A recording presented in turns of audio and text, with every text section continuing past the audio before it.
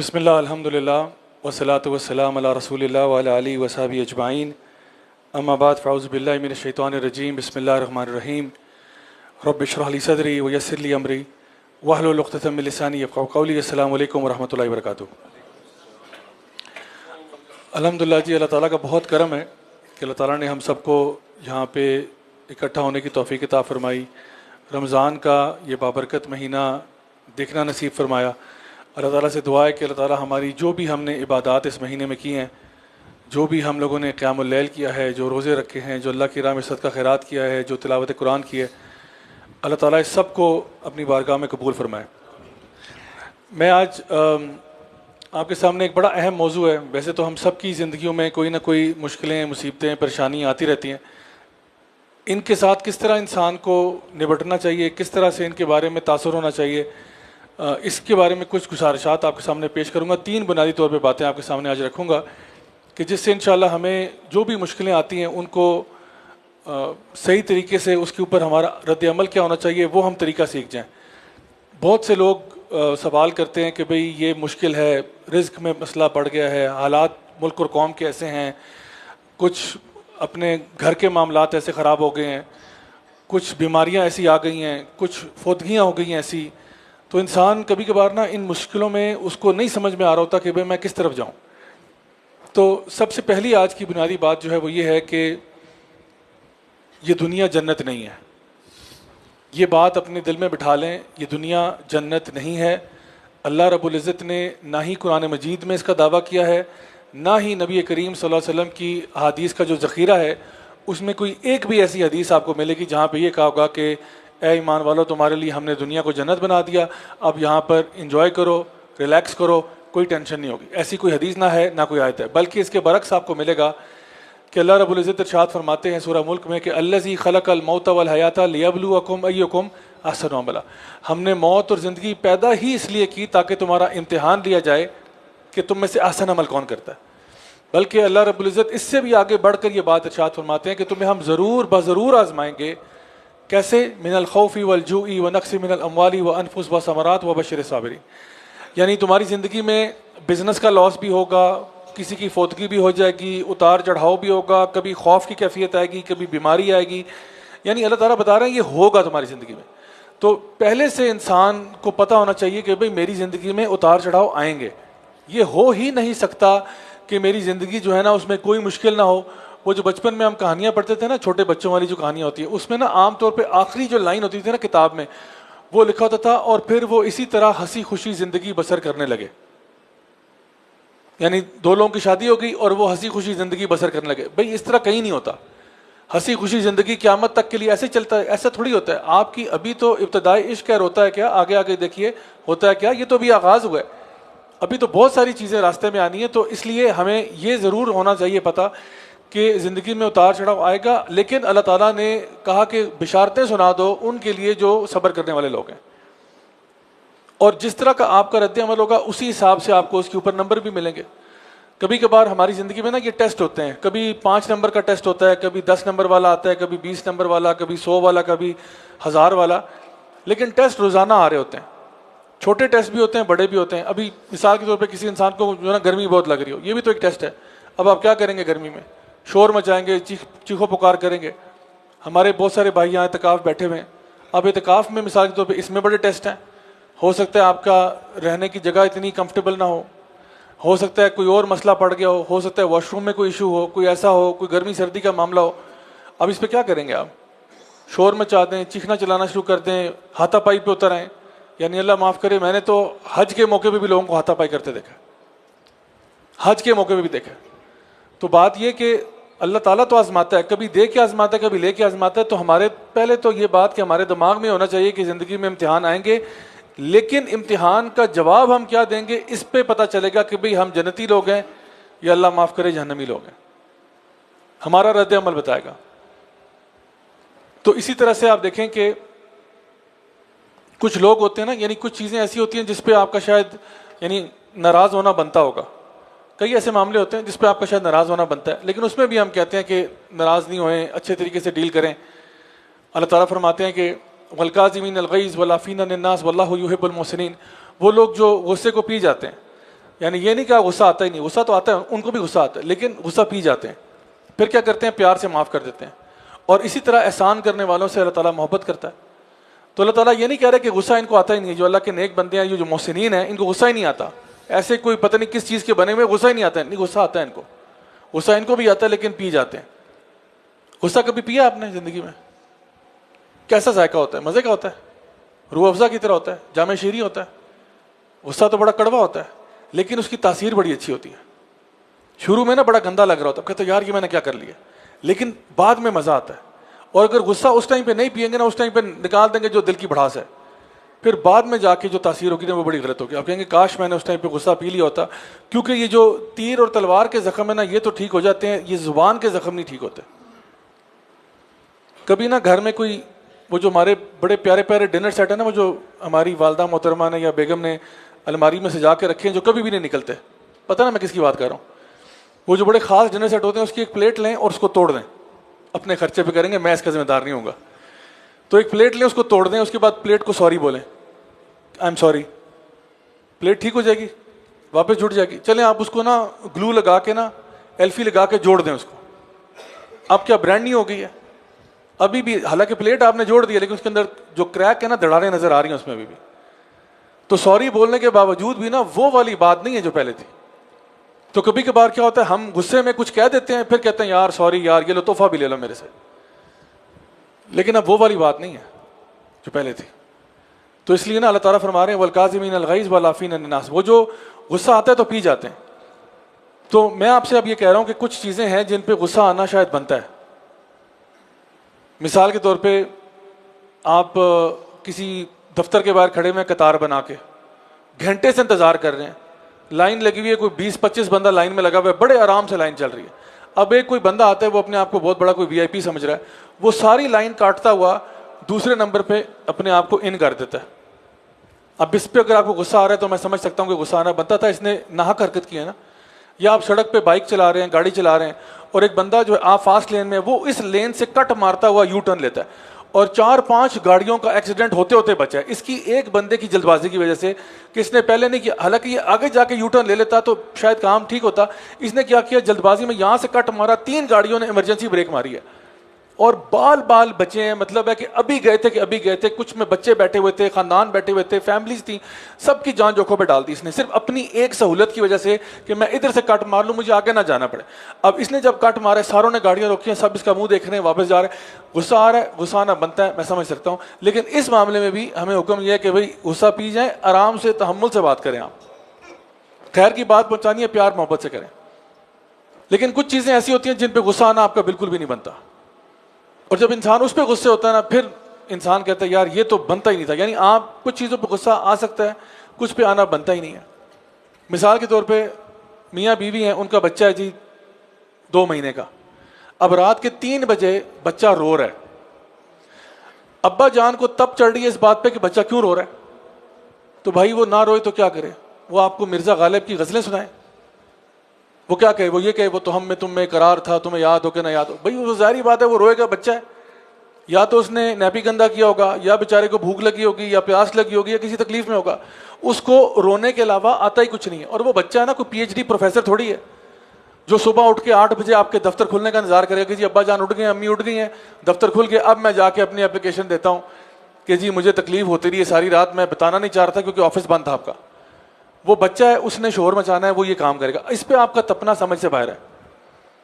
یا وہ بڑی عید پہ جو قربانی کا جانور لے کے آ جاتے ہیں، اب وہ رات کو ظاہری بات ہے کہ جانور بیں بیں کر رہا ہے، تو آپ کو اس پہ تب چڑھیے کہ یہ بیں بیں کیوں کر رہا ہے. وہ کیا کرے؟ وہ میاؤں میاؤں کرے. وہ بھائی اپنے ریوڑ سے لیتا ہو گیا، منڈی میں تھا، اپنی پوری فیملی کے ساتھ تھا، آپ اس کو اٹھا کے گھر لے کے آ گئے، اللہ کی رضا کے لیے قربان کرنا چاہ رہے ہو، اور رات کو وہ شور بھی نہ کرے. کیا کرے؟ وہ جانور ہے بھائی، وہ انسان تھوڑی ہے. تو کچھ چیزوں پہ نا تپنا نہیں بنتا آپ کا. اسی طرح سے میں آپ کو بتاؤں، زندگی میں مشکلیں آئیں گی، مشکلیں آنے پر پریشان ہونا ٹیکنیکلی بنتا نہیں ہے آپ کا. یہ جو مشکلیں آنے پہ بیٹھ جاتے ہیں، ہائے میرے ساتھ یہ کیا ہو گیا، کیوں؟ آپ کو پتہ نہیں تھا کہ یہ ہونا تھا؟ آپ کو اللہ نے پہلے بتایا نہیں تھا؟ آپ کو تو پتا تھا یہ ہونا ہے. جیسے ایک بھائی صاحب تھے نا، میرے پاس آئے، کسی ٹیلی کمیونیکیشن کمپنی کے کمپلینٹ ڈپارٹمنٹ میں کام کرتے تھے. ایک ٹیلی کمیونیکیشن کمپنی کے کمپلینٹ ڈپارٹمنٹ میں کام کرتے ہیں، اور مجھے کہتے ہیں یار یہ سارے لوگوں کو اپنے غم مجھے سنانے ہوتے ہیں. میں نے کہا بھائی آپ کس ڈپارٹمنٹ میں کام کرتے ہیں؟ کہتے ہیں کمپلین ڈپارٹمنٹ.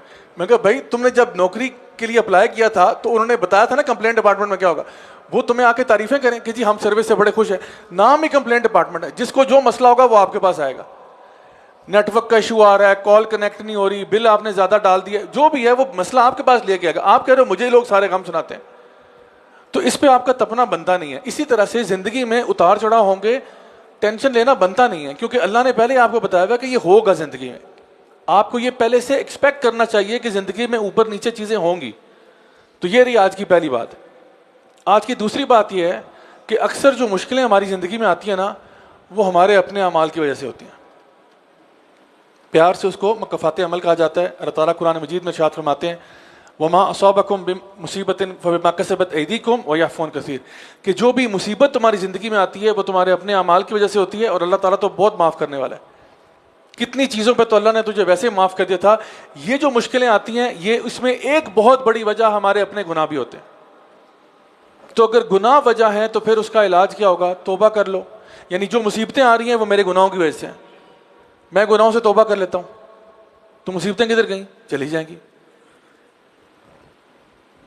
کوئی مصیبت نہیں آتی سوائے اس کے کہ اللہ تعالیٰ اس کے ذریعے بھی آپ کے کئی گناہوں کو دھو دیتا ہے. حدیث میں آتا ہے چھوٹی سے چھوٹی پریشانی جو آپ کو ہوتی ہے, حتیٰ کہ ایک کانٹا بھی آپ کو چبھتا ہے نا, اس کے عوض بھی اللہ تعالیٰ کتنے گناہ آپ کے دھو دیتے ہیں. کہاں رہا کانٹا اور کہاں رہا وہ بڑے بڑے مصیبتیں جو ہمارے پر آئی ہیں. سوچے اس پہ کتنے گناہ جڑتے ہوں گے. جب کوئی شخص بیمار ہوتا ہے, ہمیں کہا گیا آپ اس کو جب ملنے جاتے ہو تو آپ کو لا بأس طہور انشاءاللہ, فکر نہ کرو یہ تمہاری طہارت کا ذریعہ بنے گا, تمہارے گناہ جھڑیں گے اس بیماری سے. حدیث میں آتا ہے جو بیمار شخص بیماری کی حالت میں بھی صبر کرتا ہے, تحمل سے کام لیتا ہے اور یہی کہتا ہے الحمدللہ علی کل حال, میں اللہ کی رضا میں راضی ہوں, ہر حال میں راضی ہوں, وہ جب بیماری سے باہر نکلتا ہے ایسے نکلتا ہے جیسے نیا پیدا ہوا وہ بچہ ہوتا ہے. گناہ اس کے جھڑ چکے ہوتے ہیں سارے. تو رہا یہ کہ وہ بڑی بڑی مشکلیں مصیبتیں ہمارے پہ آئی ہوئی ہیں اور اللہ کو نہیں پتا مشکلیں آئی ہوئی ہیں.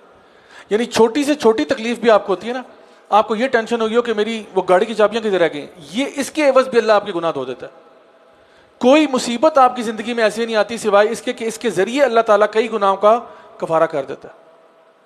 تو اس لیے جان لیں کہ جب کوئی مشکل آتی ہے تو پہلی بات تو یہ ہمیں پتہ ہونا چاہیے کہ مشکلیں لائف میں آئیں گی, کبھی وہ آزمائش ہوں گی, کبھی وہ ہمارے اپنے گناہوں کا نتیجہ ہوں گی. اگر ہمارے گناہوں کا نتیجہ ہے تو سب سے پہلے استغفار وہ راستہ ہے جس کی وجہ سے یہ مشکل جس طرح آئی ہے اس طرح چلی بھی جائے گی. اور بہتر یہ ہے کہ انسان کفارہ ادھر ہی دے دے بجائے کہ ادھر دینا پڑے. یہاں والا برداشت ہو جائے گا, وہاں والا برداشت نہیں ہوگا. تو اس میں بھی اللہ کا شکر ہے کہ یا اللہ تو نے ادھر پکڑ لیا, ورنہ فرعون کے ساتھ کیا معاملہ ہوا, حامان کے ساتھ, قارون کے ساتھ کیا معاملہ ہوا. اللہ نے ڈھیل دے دی نا, ڈھیل دے دی تو ابھی پکڑ نہیں ہوئی, جو ایک ہی دفعہ پکڑ ہوئی. پھر ایک بہن نے کچھ عرصے پہلے مجھے بھی میسج کیا, کہتی ہیں یہ اللہ کا عذاب مکیش امبانی کو کیوں نہیں آ رہا, مکیش امبانی کو عذاب کیوں نہیں آ رہا. میں نے کہا اللہ تعالیٰ مجھ سے پوچھ کے تو نہیں عذاب دے گا نا. اور میں نے کہا اللہ تعالیٰ ہم اپنے بندوں والے کام کریں, اللہ والے کام کریں. مکیش امبانی کے بیٹے کی شادی ہوئی تھی انڈیا میں, وہ ایک عیاشی کا عالم تھا, دنیا بھر سے اس نے لوگ بلائے اور ناچ گانا اور یہ وہ, اور میں کہتا ہوں پیسہ ہی پیسہ, پیسے کی بارش کر دی اس نے. تو وہ بہن پوچھتی تھی کہ بھئی اس طرح کے لوگ عیاشیاں کر رہے ہیں, ہندو ہیں, کافر ہیں, ان کو اللہ نہیں پکڑتا, ہمیں پکڑ لیتا ہے. تو میں نے کہا بھئی جس کو اللہ ڈھیل دے دے نا اس کی پکڑ بھی اتنی سخت ہوتی ہے. اگر اللہ نے آپ کو پہلے پکڑ لیا, دیکھو ایک بندہ سیڑھیوں پہ چڑھ رہا نا, ایک بندے نے پہلی سیڑھی پہ پاؤں رکھا, یہاں سے پھسل گیا, چوٹ لگے گی, کتنی چوٹ لگے گی, زیادہ نہیں. ایک بندہ 20ویں سیڑھی سے گرتا ہے, پہلی سیڑھی پہ کچھ نہیں ہوا, دوسری, تیسری, چوتھی, 5ویں, 20ویں سیڑھی سے گرتا ہے, اس کا تو بیڑا غرق ہو جائے گا. تو اگر اللہ میں جلدی پکڑ لے, ابھی میں نے گناہ آج کیا تھا, آج ہی اللہ نے پکڑ لیا, مکافات عمل آج ہی آ گیا, پھر تو مطلب مسئلہ یہ ہے کہ وہ بہتری ہوئی کہ آج ہی پکڑ لیا. ورنہ اگر مجھے اللہ ڈھیل دیتا اور میں اس گناہ میں بڑھتا جاتا اور پھر اللہ مجھے پکڑتا تو شاید وہ میرے سے برداشت نہ ہوتا. تو فرعون کے ساتھ کیا ہوا, فرعون عیاشیاں کر رہا تھا. ابھی یہ جن بہن نے مکیش امبانی کے پوچھا, ہو سکتا ہے یہ اس دور میں ہوتی ہے, کہتی بھئی اس کے اوپر فرعون پہ عذاب کیوں نہیں آ رہا, اتنا تو عیاش ہے, اتنے تو پیسے ہیں. یعنی قارون اور حامان جو ہیں ان کی تجوریوں کی جو صرف چابیاں ہیں نا وہ 100 اونٹوں پہ آتی تھی, صرف چابیوں کے لیے اونٹ, لشکر آ رہے ہیں, اونٹوں کے قافلے پورے کے پورے چل رہے ہیں. یہ رہا یہ کہ وہ چابیاں کھلیں گی تجوریوں میں کیا ہوگا وہ علیحدہ سوال ہے. تو اللہ جب پکڑتا ہے تو اللہ پکڑتا ہے. تو پہلی بات کیا تھی کہ ہمارے اوپر جو مشکلیں مصیبتیں آتی ہیں یہ لائف کا حصہ ہیں, اپس اینڈ ڈاؤنز آتے ہیں, اونچ نیچ ہوتی ہے, اتار چڑھاؤ زندگی کا حصہ ہے. دوسری بات اکثر یہ ہمارے اپنے گناہوں کی وجہ سے ہوتی ہیں, اس لیے ٹینشن اس میں بھی نہیں لینی, توبہ کرنی ہے, استغفار کرنا ہے اور سچے دل سے کرنا ہے کہ اللہ مجھ سے غلطی ہو گئی, پتہ نہیں کوئی صغیرہ گناہ ہوا یا کبیرہ ہوا, کوئی غلطی سے ہو گیا یا جان بوجھ کے ہوا, کوئی چوری چھپے ہوا یا کھلم کھلا ہوا, یا اللہ جو بھی ہوا معاف کر دے مجھے. اول تو ہم اتنے بچے نہیں ہوتے کہ ہمیں نہ پتہ ہو, ہمیں پتہ ہوتا ہے ہم کتنے پانی میں, ہمیں بہت اچھی طرح پتہ ہوتا ہے. ہمارے دل کے اندر ایک مفتی صاحب بیٹھے ہوتے ہیں, ان مفتی صاحب کو پیار سے نفس اللوامہ کہا جاتا ہے, اردو میں ان کو ضمیر کہا جاتا ہے, انگریزی میں ان کو گلٹی کانشنس کہا جاتا ہے. سب سے پہلے فتویٰ اندر سے آتا ہے کہ تو نے غلطی کی ہے, باز آ جا, باز آ جا, سب سے پہلے آواز یہاں سے آتی ہے. پھر انسان کہتا ہے چلو کوئی نہیں یار, ابھی اس کو ذرا دبانے کی کوشش کرتا ہے کہ چپ کر جا, خیر ہے خیر ہے, لیکن پھر یہ ملامت کرتا ہے, دل آپ کا, ضمیر آپ کا ملامت کرتا ہے. تو تیسری وجہ اب کیا ہے؟ تیسری چیز یہ ہے کہ یاد رکھیں کہ جو بھی آپ کی زندگی میں ہوگا نا, جو بھی اللہ کا پلان آپ کے لیے ہوگا وہ آپ کے لیے بیسٹ ہوگا. اللہ کا پلان جو بھی آپ کی زندگی میں ہوگا, چاہے آپ کو اس ٹائم پہ سمجھ آئے یا نہ آئے, وہ بہترین ہوگا آپ کے لیے. نقصان ہو گیا, بہترین ہوا آپ کے لیے. آپ کہیں پہ داخلہ لینا چاہتے تھے کسی اسکول کالج یونیورسٹی میں, نہیں ہوا, بہترین ہوا ہے آپ کے لیے. آپ کہیں پہ بزنس کرنا چاہتے تھے, بزنس فلاپ ہو گیا آپ کا, بہترین ہوا ہے آپ کے لیے. آپ کہیں پہ رشتہ کرنا چاہتے تھے, انہوں نے آگے سے کہا جی ہمارا استخارہ ٹھیک نہیں آیا, یا کہتے ہیں جی پھوپھی جان رات کے اندھیرے میں انگوٹھی بنا کے فرار ہو گئی. بہترین ہوا ہے آپ کے لیے, بہت اچھا ہوا ہے. ابھی آپ کو سمجھ میں نہیں آئے گا, لیکن کل پرسوں سال بعد یقیناً سمجھ میں آ جائے گا. اللہ کے پلان بیسٹ ہوتے ہیں. کیوں بیسٹ ہوتے ہیں؟ کیونکہ اللہ تعالیٰ جو ہے نا العلیم بھی ہے اور الحکیم بھی ہے. یعنی میرے اور آپ کے پاس قوت بینائی ہے, آپ کو میں اس وقت نظر آ رہا ہوں, لیکن اس دیوار کے پیچھے کیا ہے ہمیں نہیں پتا. آپ کو میری آواز سنائی دے رہی ہے, قوت سماعت بھی ہے, لیکن اس دیوار کے پیچھے کیا باتیں چل رہی ہیں ہمیں نہیں پتا. آپ سب کو اللہ تعالیٰ نے طاقت دی ہے, آپ کتاب اٹھا سکتے ہیں, موبائل فون اٹھا سکتے ہیں, ٹیشو کا ڈبہ اٹھا سکتے ہیں, وہ پیچھے کرسی پڑی اٹھا سکتے ہیں, طاقت ہے الحمدللہ. لیکن پیچھے کھڑا ہوا ٹریکٹر نہیں اٹھا سکتے. طاقت ہے لیکن اتنی بھی نہیں ہے. بالکل اسی طرح سے اللہ تعالیٰ نے آپ سب کو عقل دی ہے, شعور دی ہے, لیکن اتنا بھی نہیں ہے. ہم بہت چیزیں سمجھ سکتے ہیں, لیکن اللہ تعالیٰ کے سارے پلانس تو نہیں سمجھ سکتے نا. لیکن یہ ہمیں پتہ ہے کہ اللہ تعالیٰ العلیم بھی ہے اور الحکیم بھی ہے. ایک کلاس میں نا دو قسم کے بچے پائے جاتے ہیں, ایک وہ جو بڑا علیم ہوتا ہے, ایک وہ جو بڑا حکیم ہوتا ہے. علیم بچہ وہ ہوتا ہے جس نے سارے رٹے لگائے ہوتے ہیں, سارا کچھ اس کو یعنی چلتا پھرتا انسائکلوپیڈیا ہوتا ہے, ساری چیزیں یاد کر لیتا ہے, سبق یاد ہوتا ہے, ساری چیزیں اس کو پتہ ہوتی ہیں. اور ایک بچہ وہ ہوتا ہے جو سبق یاد نہیں کرتا لیکن ذہین بڑا ہوتا ہے, انٹیلیجنٹ ہوتا ہے, اس کو چیزوں کو اپلائی کرنا آتا ہے. یعنی تھوڑا بھی پڑھتا ہے نا, اکثر جو بچے شرارتی ہوتے ہیں نا بڑے ذہین ہوتے ہیں, ان کا دماغ بڑا چلتا ہے, ہر وقت دماغ چل رہا ہوتا ہے, کچھ کرنا ہے کچھ کرنا ہے کچھ کرنا ہے. اچھا انہی ذہین بچوں کو تھوڑا سا علم آپ اور دے دینا, یہ بلا بن جاتے ہیں. ذہانت بھی ہے اور علم بھی ہے. اور پھر سوچیں وہ رب العزت جو العلیم ہے اور الحکیم ہے, جو ہر چیز جانتا ہے, ہر چیز جانتا ہے وہ. یعنی جو آپ کے ماضی میں ہوا وہ بھی جانتا ہے, جو آج ہو رہا ہے وہ بھی جانتا ہے, جو کل کو ہوگا وہ بھی جانتا ہے.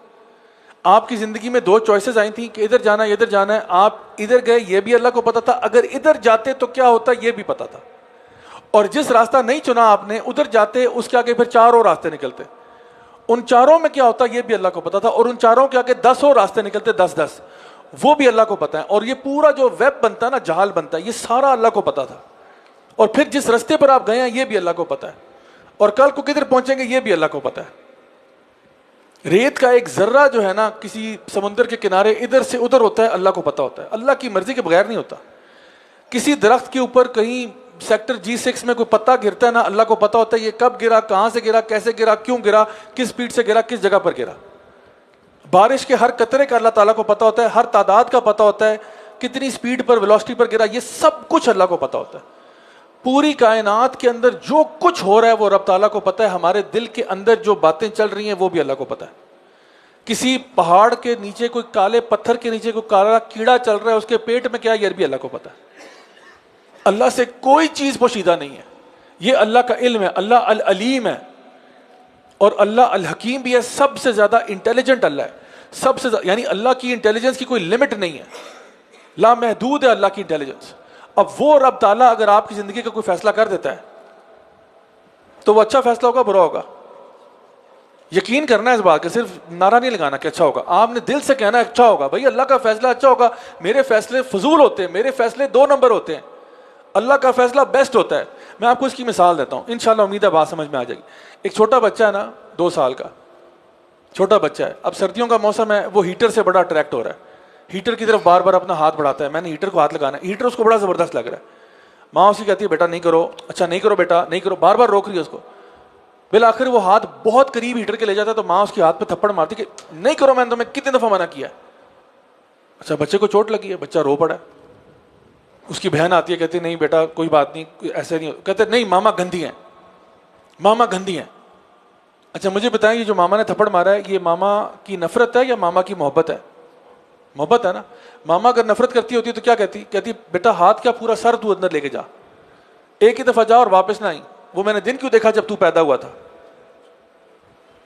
لیکن ماں محبت کرتی ہے، ماں کو پتا ہے بیٹا تجھے نہیں پتا، تیری عقل اتنی سی ہے، اتنی سی تیری عقل ہے. ماما کی عقل اتنی بڑی ہے.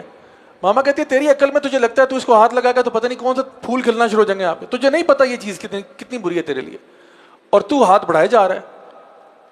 مشاعر نے کہا تھا نا اے ابن آدم، ایک تیری چاہت ہے ایک میری چاہت ہے. تو ہمیں لگتا ہے ہماری چاہت جو ہے نا وہ بڑی الٹیمیٹ ہوتی ہے، کچھ بھی نہیں ہماری چاہت جو اللہ کی چاہت ہوگی. تو یہ بچہ ہاتھ بڑھاتا ہے، اس کی عقل اتنی سی ہے. ماما کی عقل زیادہ ہے، ماما بہتر فیصلہ کرتی ہے. بچے کو ابھی سمجھ میں نہیں آئے گا، ابھی آپ اس کو لاکھ سمجھائیں اس کی عقل ہے ہی نہیں بیچارے کی، کیپیسٹی نہیں ہے اس کے پاس. یہ 6 7 8 سال کا ہوگا نا تب سمجھ میں آئے گا اچھا ہاں وہ ماما نے جو کیا تھا ٹھیک ہی کیا تھا. ماما کے پلان بڑے اچھے ہوتے ہیں. یقین کریں ہماری بھی کوئی کیفیت ایسی ہے، ہماری زندگی میں کچھ ہوتا ہے ہم کہتے ہیں یا اللہ میرے ساتھ ایسا کیوں کیا آپ نے، میرے ساتھ ایسا کیوں کر دیا. بھائی تیری عقل اتنی سی ہے، تھوڑا انتظار کر جا، سمجھ آ جائے گی کیوں کیا تیرے ساتھ، اور پھر تو اللہ کا شکر ادا کرے گا. اسی لیے ہمیں کہا گیا کہ مشکلوں میں کیا کہو الحمدللہ علی کل حال، مشکلوں میں بھی اللہ کا شکر ادا کرو، یا کہو اللہ تھینک یو اللہ یہ مشکل آ گئی. بات سمجھنا لگتا ہے مشکل ہو رہا ہے. اچھا ایک اور مثال دیتا ہوں. ایک بچہ ہے 6 سال کا، اس کا باپ دیکھتا ہے کہ جی بچہ نا شکایت کر رہے ہیں میرے دانت میں تکلیف ہے، دانت میں تکلیف ہے، بار بار شکایت کر رہا ہے، دانتوں میں نا کیوٹیز پڑ گئی ہیں. ہر دوسرے دن رات کو الٹ پلٹ ہو رہا ہوتا ہے، شکایت کرتا ہے ابو دانت میں درد ہے، دانت میں درد ہے. ابا جان کیا کرتے ہیں، مہینے سے شکایت کر رہا ہے، پکڑ کے اس کو ڈینٹسٹ کے پاس لے جاتے ہیں. اب بچے کے نظریے سے دیکھیں ذرا اس کو باپ کیسا لگ رہا ہے. وہ کہتا ہے میں تکلیف میں تھا. اب وہ آپ کو اپنا آنکھوں دیکھا حال سنا رہا ہے. کہتا ہے بھائی جان میں تکلیف میں تھا، میرا باپ مجھے، میں تکلیف میں تھا 1 مہینے سے، میرا باپ مجھے پکڑ کے ایک اجنبی کے پاس لے گیا، ایک اجنبی کے پاس. اس کے بعد اس اجنبی نے کیا کیا، مجھے ایک بستر پر لٹا دیا، بستر پہ لٹا دیا. اس کے بعد اس نے نرس کو کہا ادھر آؤ، اور وہ اپنے ساتھ نا ٹارچر کے آلات لے کر آئی. کہتا ہے خدا کی قسم اس میں ایک ٹیکا تھا اتنی بڑی سوئی والا، اتنی بڑی سوئی والا. اس میں اللہ معاف کرے ایک ڈرل مشین بھی تھی. اس میں ایک لوہے کا ہک بنا ہوا تھا، پتہ نہیں اس کے ساتھ اس نے میرے ساتھ کیا کرنا تھا. آپ یقین جانیے میں سہم گیا، وہ آلات دیکھ کر میں سہم گیا. میرا باپ کھڑا مسکرا رہا ہے، نظر آ رہا ہے کہ میرے اوپر کوئی پروسیجر ہونے لگا ہے، میرے اوپر کوئی ٹارچر ہونے لگا ہے، اور وہ وہاں کھڑا مسکرا رہا ہے ظالم آدمی. اس کے بعد اس اجنبی انسان نے کیا کیا، اس نے وہ ٹیکا لیا اور میرے منہ کے اندر لگا دیا. میں پہلے ہی تکلیف میں تھا، میری تکلیف میں 10 گنا اضافہ ہو گیا. اس کے بعد اس نے نہ میرے سے سلام کیا نہ دعا کیا، ڈرل مشین پکڑی میرے منہ کے اندر ڈرلنگ شروع کر دی اس نے. میں اذیت میں چیخنا شروع کر دیا، لیکن مجال ہے انہوں نے میری بات سنی ہو. اس کے بعد وہ ہک جو میں نے دیکھی تھی وہ بھی سمجھ میں آ گیا، وہ میرے دانتوں کو اس نے کریدنا شروع کر دیا. اور اس سارے ایکٹیویٹی کے دوران میرا باپ کھڑا مسکرا رہا ہے اور کہہ رہا ہے کوئی بات نہیں بیٹا، کچھ نہیں ہوتا، خیر ہے بیٹا. کیسے خیر ہے، میرا بیڑا غرق کر کے رکھ دیا. میں نے آپ کو بتایا تھا میں مصیبت میں ہوں، آپ نے اور مصیبت میں ڈال دیا. اور یہ 15 منٹ کی اذیت سے جب میں گزرا ہوں، اس ٹارچر سے جب میں گزرا ہوں، تو میرا باپ اس اجنبی انسان ڈاکٹر سے ہاتھ ملاتا ہے اور کہتا ہے شکریہ ڈاکٹر صاحب، شکریہ آپ کا بہت بہت. بلکہ اپنی جیب میں سے نقد کیش نکال کے اس کو پکڑا دیتا ہے. سمجھ سے باہر ہے میرا باپ اتنا ظالم کیسے ہو سکتا ہے کہ مجھے اتنی اذیت میں ڈالا اس نے. میرا باپ انتہائی ظالم انسان ہے، بہت ظالم آدمی ہے. آپ مانتے ہیں اس بچے کی باتیں؟ آپ یقین کرنا کبھی کبھار اللہ معاف کرے ہم اللہ سے ناراض ہو جاتے ہیں. اور یہ آپ کو پتہ ہے ایک قسم کا شرک ہے. اللہ تعالیٰ کے فیصلوں پر مایوس ہونا یہ ایک قسم کا شرک ہے، چھوٹا شرک ہے. کہ زندگی میں کچھ ہوا اور آپ اللہ سے ناراض ہو رہے ہیں کہ یا اللہ میرے ساتھ ایسا کیوں کیا. نعوذ باللہ سبحان نعوذ باللہ. ایک بھائی تھے بڑے ماشاءاللہ دیندار، اتنی بڑی داڑھی والے، ہمارے ایک مسجد کے ساتھی تھے. ان کے ساتھ زندگی میں نا کچھ حالات اوپر نیچے ہوئے، اوپر نیچے یعنی کہ نا ایک کے بعد دوسرا ہوا، دوسرے کے بعد تیسرا ہوا. تو آپ یقین کریں زور کی نماز کے بعد امام صاحب سے وہ معاملہ ڈسکس کر رہے تھے, میں ادھر کے ساتھ ہی بیٹھا ہوا تھا. کہتے ہیں ناؤز باللہ, کہتے ہیں اللہ تعالیٰ کو میں ہی ملا تھا ان سارے عذابوں کے لیے. یہ اتنا بڑا کفریہ جملہ نا, آپ یقین کریں, اتنی آپ کی نمازیں ماشاءاللہ 5 وقت کے آپ نمازی ہیں, اتنی بڑی آپ کی داڑھی ہے, اور یار آپ کو آج تک سمجھ نہیں آیا کہ اللہ تعالیٰ کون ہے. آج تک اتنی نمازیں آپ پڑھتے ہو ماشاءاللہ, پوری عمر گزار لی آپ نے نمازیں روزوں میں, آج تک آپ کو اللہ کا سمجھ میں نہیں آیا اللہ تعالیٰ کون ہے. آپ کو پتہ ہی نہیں چل رہا اللہ رحمان ہے, رحیم ہے, غفور ہے, غفار ہے. اللہ آپ کی بات سے زیادہ محبت کرتا ہے آپ سے, اور جو مشکلیں آپ کی لائف میں آ رہی ہے کوئی مسئلہ نہیں, اللہ تعالیٰ بہترین پلان کرنے والا ہے. ابھی آپ کو نہیں سمجھ میں آ رہی عقل آپ کی اتنی سی ہے, اللہ کی عقل, اللہ کا علم لامحدود ہے, اس میں یقین کرو, اس میں تمہارے لیے اس میں بہت فائدہ ہوگا. لیکن ہم جلد باز ہیں, انسان بہت جلد باز ہے, کہتا ہے مجھے ابھی ابھی ابھی اسی وقت حالات صحیح چاہیے. حالانکہ اللہ تعالیٰ فرماتے ہیں فَإِنَّ مَعَ الْعُسْرِ يُسْرًا إِنَّ مَعَ الْعُسْرِ يُسْرًا, 2 دفعہ فرمایا. یقیناً ہر مشکل کے ساتھ ہی آسانی آتی ہے, ہر مشکل کے بعد آسانی نہیں آتی. ان مع العسر یسرا, یعنی اللہ مشکل پیدا کرتا ہی نہیں جب تک کہ اس کا ساتھ سلوشن ساتھ نہ آ جائے. مشکل آتی نہیں کہ آسانی اس کے ساتھ ہوتی ہے. ابھی جس طرح ایک بندہ کسی گلی میں جا رہا ہے نا, پتلی گلی میں, تو پتلی گلی میں نا اس کو آگے اندھیرا ہی نظر آ رہا ہے, لیکن شاید گلی کے بیچ میں ایک ٹرن آتا ہے, آپ یہاں ٹرن کریں گے نا تو سلوشن آپ کا ادھر پڑا, آسانی یہ پڑی ہے. لیکن دور سے آپ دیکھ رہے ہیں, آپ کہتے ہو یار مجھے کوئی امید نظر نہیں آ رہی, کچھ فائدہ نظر نہیں آ رہا, کوئی خیر نظر نہیں آ رہی اس معاملے میں. ابھی یہ ٹرن کرو گے نا خیر نظر آ جائے گی. تو اس لیے یہ بات اپنے دل میں بٹھا لیں کہ اللہ کے پلانز بیسٹ ہوتے ہیں. صحابہ کہتے تھے ہم اللہ سے دعا کرتے ہیں, ہماری دعا قبول ہوتی ہے, بڑی خوشی ہوتی ہے. لیکن جب دعا قبول نہیں ہوتی تو زیادہ خوشی ہوتی ہے کہ پہلے جو ہونا تھا وہ ہماری مرضی سے ہونا تھا, اب جو ہوگا وہ اللہ کی مرضی سے ہوگا, اور یقیناً اللہ کی مرضی ہماری مرضی سے بہتر ہے. آپ نے ایک چیز کی تمنا کی نا, آپ نے کہا یا اللہ یہ عطا فرما دے, اللہ نے نہیں دیا, خوش ہو جاؤ, اس سے بہتر اللہ دے گا تمہیں, اس سے بہتر دے گا. تم نے جو مانگا تھا تم نے کم مانگا تھا, اللہ جو دے گا اس سے بہتر دے گا, کئی اعتبار سے وہ بہتر ہوگا. تو اپنے دل و دماغ میں یہ بات بٹھا لیں کہ اللہ نے جو فیصلہ میری زندگی میں کرنا نا, چاہے مجھے سمجھ میں نہ آئے. اور دیکھیں یہ بات بھی سمجھ لیں کہ زندگی آپ کی مرضی سے تو نہیں چلے گی نا. کیا ایسا ہی ہوگا جو آپ چاہتے ہیں بس پوری کائنات میں وہی ہوگا؟ کیا آپ جو چاہیں گے وہ ہوگا یا جو اللہ چاہے گا وہ ہوگا؟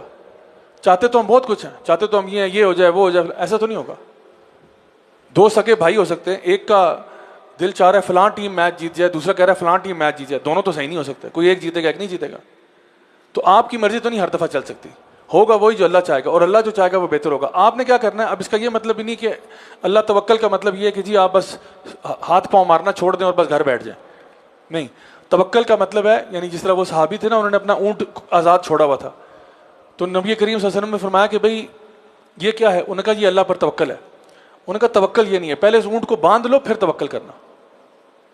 یعنی اگر آپ کی گاڑی ہے نہیں, آپ نے برانڈ نیو سیوک VTI خریدی ہے, اور یہ مسجد کے سامنے پرلی سائڈ پہ آپ نے گاڑی, چلتی گاڑی شیشے نیچے کر کے گاڑی سٹارٹ کر کے اندر آ گئے مسجد میں درس سننے کے لیے, تو میں آپ سے پوچھوں بھائی گاڑی آپ کی سٹارٹ ہوئی, باہر کھڑی ہوئی, شیشے بھی نیچے ہیں, دروازے کھلے ہیں, آپ نے کہا یہ اللہ پر توکل ہو رہا ہے.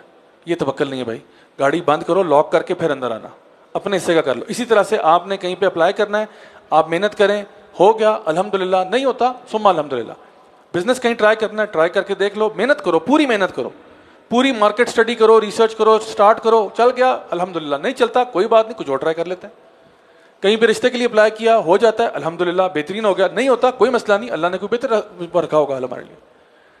اللہ کے فیصلوں سے ناراض نہیں ہونا, ہمیشہ خوش رہنا ہے کہ الحمدللہ جو اللہ کے فیصلے ہیں وہ بہترین ہے, میں نے اپنے طور پہ پوری محنت, کوشش, ہمت, جد و جہد کرنی ہے, باقی جو ہوگا وہ منظور خدا ہوگا, بس اتنی سی بات ہے. تو انشاءاللہ 3 چیزیں آج آپ یہاں سے لے کے جائیں گے. ایک تو یہ کہ زندگی جو ہے وہ جنت نہیں ہے, زندگی میں اتار چڑھاؤ اس کا حصہ ہے, ٹینشن نہیں لینی. نمبر 2, اکثر جو مشکلیں ہماری لائف میں آتی ہیں وہ ہمارے اپنے گناہوں کی وجہ سے آتی ہیں, اس کا سب سے بڑا وظیفہ یہ ہے توبہ اور استغفار کی طرف آؤ. جب کوئی مشکل آتی ہے سارے کام چھوڑو, استغفار شروع کر دو, استغفر اللہ استغفر اللہ. یعنی آپ سوچیں اللہ کے نبی جو ہے نا, اللہ کے نبی استغفار کیا کرتے تھے. نبی کریم صلی اللہ علیہ وسلم خود کہتے ہیں میں 70 دفعہ یا 100 دفعہ کرتا ہوں. آدم علیہ السلام سے غلطی ہوئی, خطا ہو گئی نا, کہتے تھے ربنا ظلمنا کیا انفسنا وَإِن لَّمْ تَغْفِرْ لَنَا وَتَرْحَمْنَا لَنَكُونَنَّ مِنَ الْخَاسِرِينَ. یونس علیہ السلام سے خطا ہوئی, وہ اپنے لوگوں کو چھوڑ کر نکل کے اللہ نے مچھلی کے پیٹ میں ڈال دیا. اب مچھلی کے پیٹ میں کیا کہہ رہے ہیں؟ لا الہ الا انت سبحانک انی کنت من الظالمین. یا اللہ میں نے ظلم کیا. کسی مصیبت میں پھنسو سب سے پہلے استغفار شروع کرو, اللہ مشکل سے باہر نکالے گا. اور تیسری اور آخری چیز یہ کہ جو بھی اللہ کے پلانز ہوتے ہیں وہ بہترین ہوتے ہیں, اس بات کو تو گھول کے پی جائیں. تو پھر آپ کی زندگی میں نا ٹینشن نہیں رہے گی. مشکل بھی آئے گی آپ کو کہ یار یہ بڑی مشکل ہے, لیکن کوئی بات نہیں, اللہ پہ بھروسہ ہے, ٹینشن نہیں ہے. یہ جو کیفیت ہے نا خدا کی قسم آپ کو آزاد کر دے گی, آزاد کر دے گی, اور آپ کو اتنا بہادر بنا دے گی نا, اتنا بہادر بنا دے گی کہ آپ کہیں گے کہ بھئی مشکل آتی ہے تو آتی رہے, ٹینشن کس بات کی. پھر آپ اللہ کو نہیں بتاتے یا اللہ میری مصیبتیں بہت بڑی ہیں, آپ اپنی مصیبتوں کو بتاتے ہو میرا اللہ بہت بڑا ہے. تم ہوتے کون ہو زندگی میں آنے والے؟ جانتے نہیں اللہ میرے ساتھ ہے, میں نماز پڑھنے والا ہوں, میں اللہ سے رشتہ بنا کے رکھتا ہوں, اللہ ہی مجھے رزق دیتا ہے, مجھے کوئی رزق نہیں دیتا. رزق میری جاب میں نہیں ہے, رزق میری فیکٹری میں نہیں ہے, رزق میرے بزنس میں نہیں ہے, رزق دینے والا کون ہے؟ اللہ ہے. زندگی موت کس کے ہاتھ میں ہے؟ اللہ کے ہاتھ میں. عزت اور ذلت کس کے ہاتھ میں ہے؟ اللہ کے ہاتھ میں. جو تمام خیر میری زندگی میں آ سکتی ہے کس کے ہاتھ میں ہے؟ اللہ کے ہاتھ میں. وَتُعِزُّ مَن تَشَاءُ وَتُذِلُّ مَن تَشَاءُ بِيَدِكَ الْخَيْرُ. جب سب کچھ اللہ کے ہاتھ میں ہے, مجھے بتائیں اللہ سے بنا کے رکھوں یا بگاڑ کے رکھوں؟ بنا کے رکھیں, عیاشی کریں گے زندگی میں. یہ ایک رشتہ بنا لینا, ایک رب راضی تو سب راضی. اللہ کے ساتھ یہ ایک رشتہ جوڑ لیں, باقی کوئی ٹینشن زندگی میں آنی نہیں ہے قریب آپ کے. مشکلیں پھر بھی آتی ہیں, نبی کریم صلی اللہ علیہ وسلم کی لائف میں سب سے زیادہ مشکلیں آئیں, لیکن صحابہ فرماتے ہیں سب سے زیادہ اگر کوئی مسکراتا تھا تو کون تھا؟ نبی کریم صلی اللہ علیہ وسلم. سمجھ آ رہی ہے میری بات؟ نبی فرما رہے ہیں سب سے زیادہ جو کوئی لوگ آزمائے گئے ہیں وہ اللہ کے نبی ہیں, اور آپ نے فرمایا اللہ کے نبیوں میں بھی جو سب سے زیادہ آزمایا گیا وہ میں ہوں. سب سے زیادہ مشکلیں کسی کی زندگی میں آئی ہیں وہ میری لائف میں آئی ہیں, لیکن نبی کا رویہ دیکھیں نا, طرز زندگی دیکھیں, زندگی کو ڈیل کرنے کا معاملہ دیکھیں کہ صحابہ کہتے ہیں ہم ان کی طرف دیکھتے مسکراتا ہوا پاتے, جب بھی دیکھتے خوش و خرم چہرہ ہوتا, تبسم, مسکراہٹ, پیار سے ملنے والے. یہ نہیں ہمیں تو آدھی سے آدھی کی آدھی مشکلیں بھی آتی ہیں نا تو ہمارے منہ پہ 12 بج جاتے ہیں. او نہیں جی نہیں, بڑے حالات خراب نے جی, او ہو اے ہو گیا جی, وہ ہو گیا. سارا وقت رونا روتے رہتے, خود بھی ٹینس ہوتے ہیں, دوسروں کو بھی ٹینس کرتے ہیں, خود بھی نا امید ہوتے ہیں, دوسروں کو بھی نا امید کرتے ہیں. بس جی گئے, او اب تو لٹ گئے, اب تو برباد ہو گئے. یہ کوئی مسلمان کا طریقہ ہے؟ امید اللہ کے ساتھ باندھ کے رکھو, کبھی ٹینشن نہیں آئے گی زندگی میں انشاءاللہ. تو میں دعا کرتا ہوں کہ اللہ تعالی ہم سب کو اسی طرح ایمان میں اضافہ عطا فرمائے. اللہ تعالی ہمارے دلوں کو, ہمارے گھروں کو قرآن کے نور سے منور فرمائے. جو بھی ہم میں سے مشکل میں ہے, مصیبت میں ہے, پریشانی میں, اللہ تعالیٰ ان کی تمام مشکلیں, مصیبتیں, پریشانیاں دور فرمائے. جو بھی ہم میں سے بیمار ہے یا جن کے گھر والے بیمار ہیں, اللہ تعالیٰ ان کو مکمل شفا کاملہ عاجلہ عطا فرمائے. اللہ تعالیٰ ہم سب کو اپنے نیک بندوں میں شامل کرے, اپنے انبیاء, صدیقین, شہداء, صالحین کا دیدار نصیب فرمائے. اللہ تعالیٰ ہم سب کو دنیا میں بھی خیر عطا فرمائے اور آخرت میں بھی جنت الفردوس میں اعلیٰ مقام نصیب فرمائے. ربنا تقبل منا انک انت السمیع العلیم وتب علینا انک انت التواب الرحیم. وصلی اللہ تعالی علی خیر خلقہ محمد وعلی آلہ وصحبہ اجمعین برحمتک یا ارحم الراحمین. جزاکم اللہ خیرا والسلام علیکم ورحمۃ اللہ وبرکاتہ.